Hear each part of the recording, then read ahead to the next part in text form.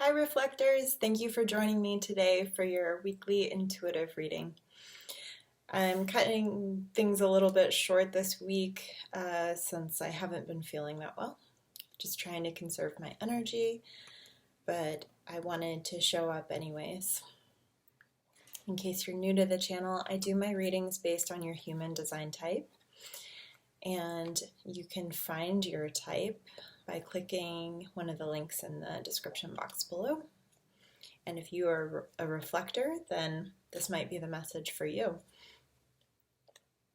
All right, let's get started. So I use my runes, my Wildwood Tarot, and Faery Oracle deck to bring you this message. So the rune that I pulled was the rune for movement. And in its reverse position, this talks about feeling blocked, about not being able to take action on something, feeling a bit stuck.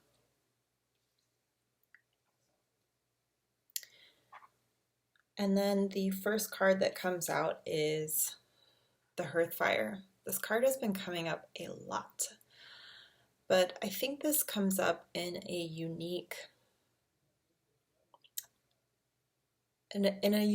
way for your reading. So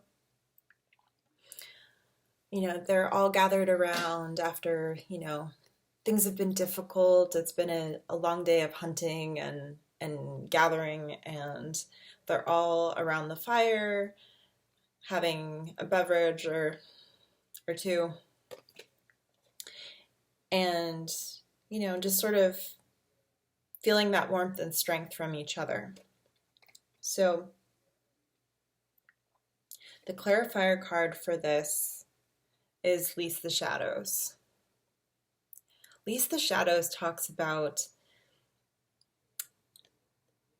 healing the shadows. This talks about, so what I'm kind of, there's something going on between you and probably somebody who is close to you. Maybe your partner, maybe your business partner, maybe your best friend, something like that, your roommate. And there is some tension there. Like you guys aren't quite on the same page, and you're feeling this, it's bringing up these shadow parts of you, these insecurities, maybe some codependence, where you really, it's like, why aren't you in this with me? Or maybe it's the other way around. You can swap those roles around. Maybe they're like, why aren't you in this with me? Why aren't you feeling what I'm feeling? Why can't we be on this ride together? One of you is sort of, it's not about who's better or less than, but you're kind of like at different octaves, basically. And there is that dissonance there where it's like, it's just not jiving. And so there's tension in that. And so what it's bringing up in you or this other person is some of these shadow pieces, these insecurities, maybe some anger, frustration, that kind of thing. The reason I say this is the next card out is Three of Arrows, jealousy. So, this is pretty straightforward. This can have to do with class issues or feeling less than. Like in a situation where maybe someone else in this global crisis is in a really good place. Like they have a lot of savings, they still have their full-time job, they have everything they need, they're well situated to ride out the storm.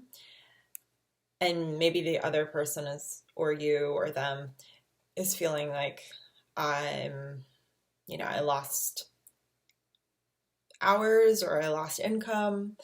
I don't have all the food and supplies that I need to last, or there's this imbalance, this feeling of somebody has more, or I have less, or vice versa.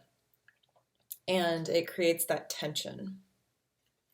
So it could be around that, but I think to me, it feels, and the reason I say this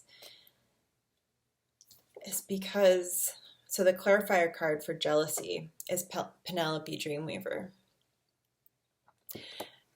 And I just want to look at least the shadows and Penelope. They both have this sort of crown halo. They're sort of surrounded by light. They're breaking up the darkness.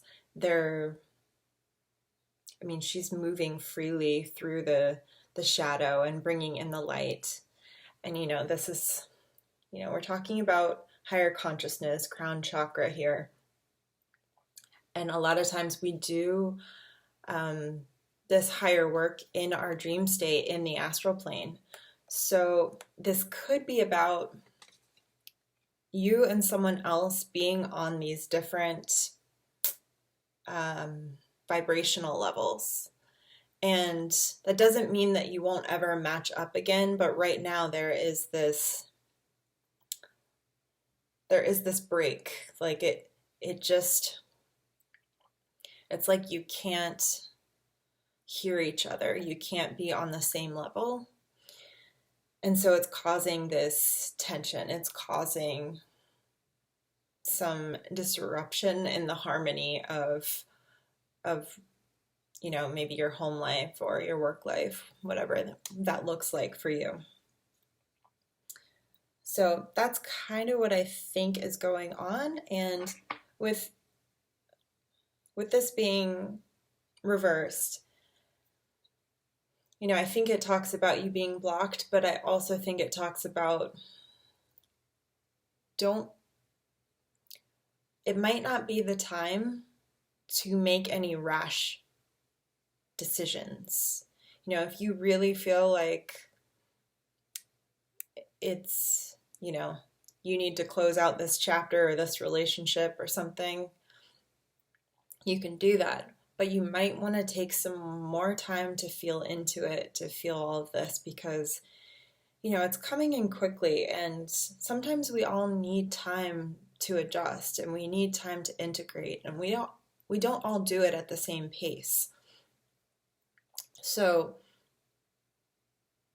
I think having a little bit of patience and having a little bit of compassion for the other person, who they may never catch up to you, but they might, and they just need a little more time than you to adjust, or, reverse the roles if you need to. But I think that's kind of what it's saying.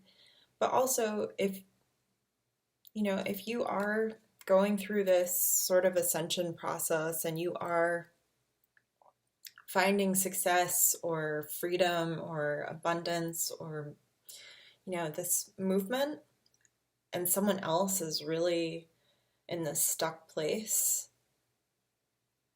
it's okay to not be in the same place they are. It's okay to heal that codependent relationship, to heal that bondage, to heal that unhealthy dynamic, and know that, like, it's not only for you, it's going to be good for your own health, but we all have lessons to learn, and this is good for the other as well. Codependent relationships really don't serve either party, and that bondage dynamic is really kind of toxic. So I think,